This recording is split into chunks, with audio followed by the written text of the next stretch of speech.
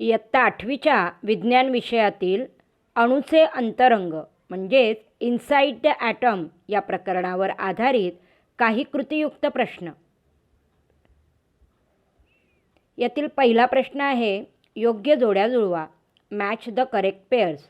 एका बाजूला तुम्हाला लक्षात येईल की सायंटिस्ट म्हणजे शास्त्रज्ञ दिलेले आहेत, ज्यामध्ये J Thomson, Lord Rutherford, Niels Bohr आणि डाल्टन हे काही सायंटिस्ट आहेत आणि त्यांच्या डिस्कवरीज म्हणजेच त्यांनी लावलेले शोध याच्या योग्य जोड्या आपल्याला लावायच्या आहेत.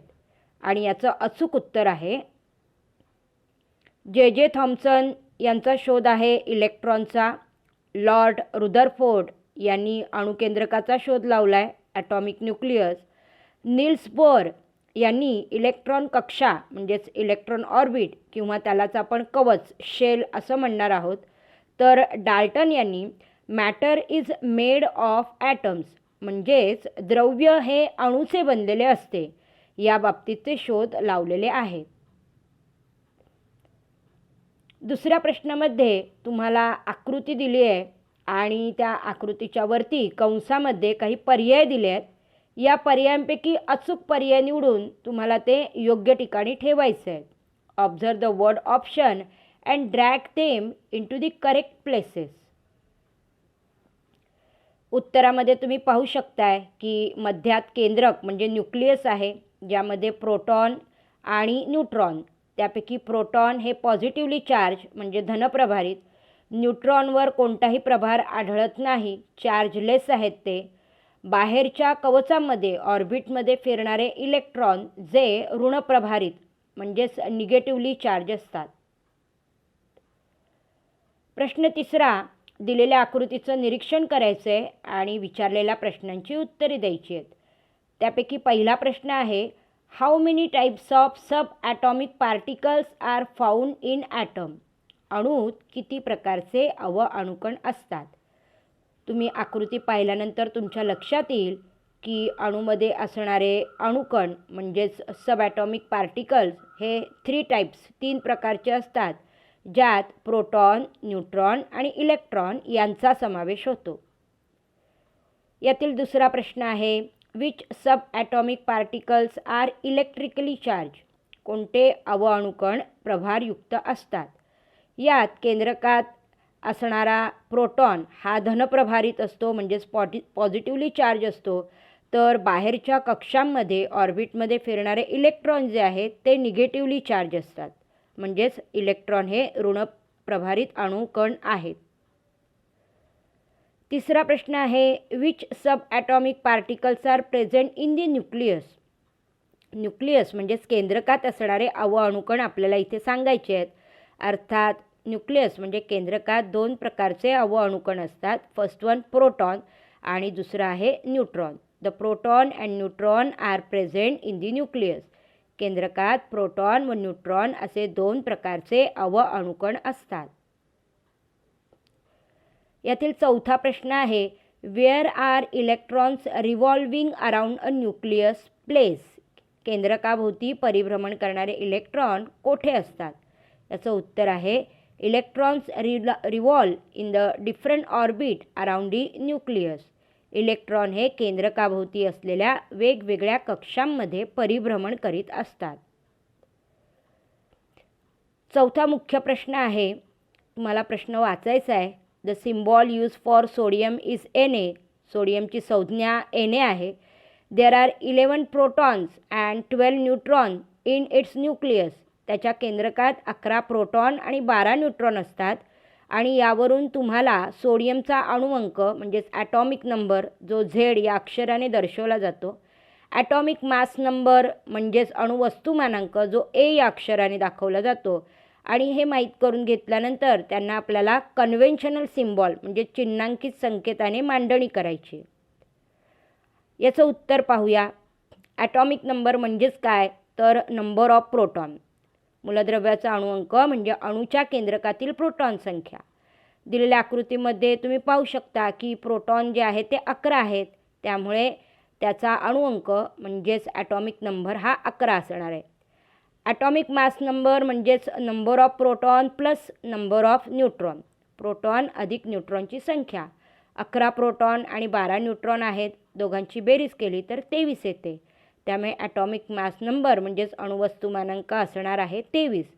चिन्हांकित संकेत कन्व्हेन्शनल सिम्बॉलमध्ये आपल्याला सिम्बॉल म्हणजेच संज्ञा जी Na आहे सोडियमची ती लिहायची आहे आणि त्याच्या डाव्या बाजूला वरच्या ठिकाणी डोक्यावर 23 हा अणुवस्तुमानांक म्हणजेच ॲटॉमिक मास नंबर आपण लिहिणार आहोत आणि पायाजवळ अणुअंक म्हणजेच ॲटॉमिक नंबर जो 11 आहे 11 आहे तो लिहिणार आहोत. 5वा प्रश्न पुन्हा एकदा आकृतीचं निरीक्षण करायचं आहे. 17 प्रोटॉन आहेत न्यूक्लियसमध्ये, केंद्रकात त्याच्यासोबत 18 न्यूट्रॉन आहेत आणि बाहेरच्या ऑर्बिटमध्ये सुद्धा 17 इलेक्ट्रॉन फिरत आहेत. आणि आपल्याला विचारलं आहे की या आकृतीतील मूलद्रव्याचे नाव सांगा. Right a name of the given element. इयत्ता 8वीसाठी क्रमाने 1 ते 20 अणुअंक ॲटॉमिक नंबर असणारी जी काही मूलद्रव्य आहेत एलिमेंट त्यांची नावं पाठ असतील तर तुम्हाला निश्चित सांगता येईल की हा क्लोरीन मूलद्रव्य जे आहे एलिमेंट ते आहे. या मूलद्रव्याचा अणुअंक किती, what is the atomic number of this element. आत्ताच आपण बघितलं की ॲटॉमिक नंबर म्हणजे नंबर ऑफ प्रोटॉन, अणुअंक म्हणजे प्रोटॉनची संख्या जी आहे 17 म्हणून त्याचा अणुअंक असणार आहे 17. या मूलद्रव्याचे अणुवस्तुमान सांगा. अणुवस्तुमान म्हणजेच atomic mass means number of proton plus number of neutron. 17 proton आणि 18 न्यूट्रॉनची बेरीज केली तर उत्तर येतं 35. या अणूच्या दुसऱ्या कक्षेचे नाव सांगा. एकूण 4 कक्षा 8वी इयत्तेत अभ्यासायला आहे. पहिली K, दुसरी L, तिसरी M आणि चौथी N. आपल्याला दुसऱ्या कक्षेचं नाव विचारलं आहे त्यामुळे उत्तर असणार आहे L. 6व्या प्रश्नात आपल्याला पुन्हा आकृतीचं निरीक्षण करायचं आहे. या आकृतीमध्ये प्रोटॉनची संख्या 8 आहे, न्यूट्रॉन जे आहेत ते 8 आहेत आणि ऑर्बिटमध्ये कक्षेमध्ये फिरणारे इलेक्ट्रॉनसुद्धा 8च आहे. या मूलद्रव्याचा अणुअंक किती, what is the atomic number of this element. Atomic number means number of proton, त्यामुळे 8 ही प्रोटॉनची संख्या असल्याने अणुअंक ॲटॉमिक नंबरसुद्धा 8 असणार आहे. या मूलद्रव्याचे इलेक्ट्रॉन स्वरूपण सांगा. राईट इलेक्ट्रॉनिक कॉन्फिगरेशन म्हणजे अणूच्या कक्षेत ऑर्बिटमध्ये किंवा शेलमध्ये किती इलेक्ट्रॉन आहेत ते आपल्याला सांगायचे आहेत. मग इथे निरीक्षण केलं तुम्ही तर तुम्हाला जाणवेल की पहिल्या याच्यात 2 इलेक्ट्रॉन आहेत आणि दुसऱ्या बाहेरच्या कक्षेमध्ये 6 इलेक्ट्रॉन आहेत. त्यामुळे 2, 6 हे त्याचं इलेक्ट्रॉनिक कॉन्फिगरेशन इलेक्ट्रॉन स्वरूपण असणार आहे. या मूलद्रव्याची संयुजा किती, what is the valency of this element. आपण अभ्यासलं आहे की प्रत्येक मूलद्रव्य हे त्याची अष्टक स्थिती पूर्ण करण्याचा प्रयत्न करतं. Every element wants to complete its octet. Octet म्हणजे बाह्यतम कक्षेत 8 इलेक्ट्रॉन असायला हवेत. इथे आकृतीत लक्षात येतं आहे 6 इलेक्ट्रॉन आहेत, 2ची आवश्यकता आहे, त्यामुळे व्हॅलेन्सी संयुजा असणार आहे 2. यातील संयुजा इलेक्ट्रॉनची संख्या सांगा. Give the number of valence electrons. Valence electrons म्हणजे लक्षात ठेवायचं आहे संयुजा इलेक्ट्रॉन म्हणजे बाहेरच्या कक्षेत असणारे electron. Number of electron present in outer most orbit. इथे 6 आहेत त्यामुळे व्हॅलेन्स इलेक्ट्रॉन संयुजा इलेक्ट्रॉनची संख्या आपण देणार आहोत 6. या मूलद्रव्याची संज्ञा सांगा. Write the symbol of given element. पुन्हा एकदा आठवण 1 ते 20 एलिमेंट म्हणजेच मूलद्रव्य आपल्याला पाठ असायला हवीत. त्यामुळे 8व्या स्थानावर असणारं हे मूलद्रव्य एलिमेंट आहे ऑक्सिजन, ज्याची संज्ञा सिम्बॉल आहे O. Question number 7. आकृतीचं नीट निरीक्षण करायचं आहे and answer the following question. खालील प्रश्नांची उत्तरे द्या. पहिला प्रश्न आहे दिलेली आकृती ही कशाची आहे ते ओळखा. Identify the given diagram. ही आकृती जी आहे ती आहे हायड्रोजनची 3 समस्थानिकं. 3 आयसोटोप्स ऑफ हायड्रोजन इथे दाखवलेले आहेत. यातील कोणत्या अणुकणांच्या संख्येत फरक दिसून येतो. आकृती नीट पाहिली तर तुम्हाला लक्षात येईल की केंद्रकात असणारा निळ्या रंगाचा प्रोटॉन जो आहे तो सर्व ठिकाणी एकच आहे. हिरव्या रंगामध्ये बाहेरच्या कक्षेत ऑर्बिटमध्ये फिरणारे इलेक्ट्रॉन जे आहेत ते सुद्धा एकच आहेत. मग बदल कुठे आहे तर पहिल्या याच्यात न्यूट्रॉन नाही आहे, दुसऱ्या याच्यात 1 न्यूट्रॉन आहे आणि तिसऱ्या आकृतीमध्ये 2 न्यूट्रॉन आहेत.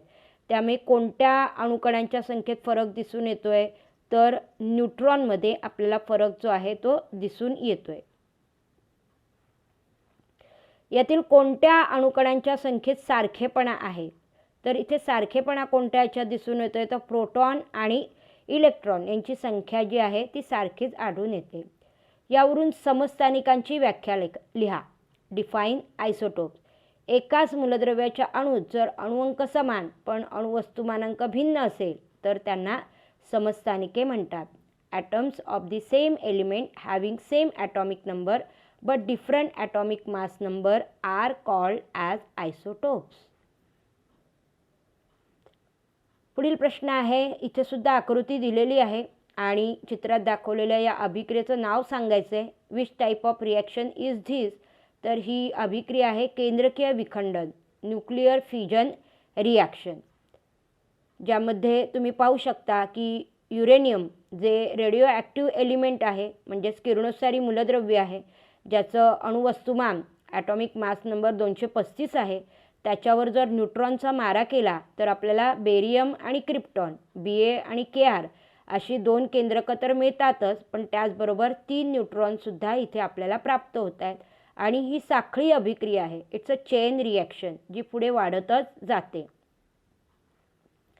यात कोणत्या मूलद्रव्याचा वापर केला जातो? Which element is use in this reaction? तर uranium 235 which is a radioactive element, किरणोत्सारी मूलद्रव्य आहे हे. यात कोणते घटक तयार होतात? Which component do we get in this reaction? Answer आहे क्रिप्टॉन व बेरियम यांची केंद्रके, 2 ते 3 neutron, nucleus of krypton and barium and also 2 to 3 neutrons. यातील न्यूट्रॉन शोषून घेण्यासाठी नियंत्रक म्हणून कोणत्या कांड्या वापरतात? Which rods are use to observe the neutron? Answer आहे याचं बोरॉन, कॅडमियम, बेरिलियम यांच्या कांड्या यामध्ये वापरल्या जातात. आणि ही अभिक्रिया नियंत्रित केल्यामुळे याचा वापर कुठे होतो? तर या क्रियेत निर्माण झालेल्या उष्णतेचा वापर कशासाठी केला जातो? For which purpose the heat produce in this process is use? तर वीज निर्मितीसाठी, टू जनरेट इलेक्ट्रिसिटी. मुंबईतील बाबा ॲटॉमिक अणुसंशोधन केंद्र म्हणजेच रिसर्च सेंटर आहे, जिथे अप्सरा या नावाने आपली पहिली अणुभट्टी, न्यूक्लिअर रिॲक्टर जे आहे ते कार्यरत असताना आपल्याला दिसून येते. तर अशा रीतीने आपल्या या इनसाइड द ॲटम म्हणजेच अणूच्या अंतरंगावरचे प्रश्न जे आहेत आणि त्यांची उत्तरं आपण पाहिलेली आहेत. भेटूया पुढील भागात.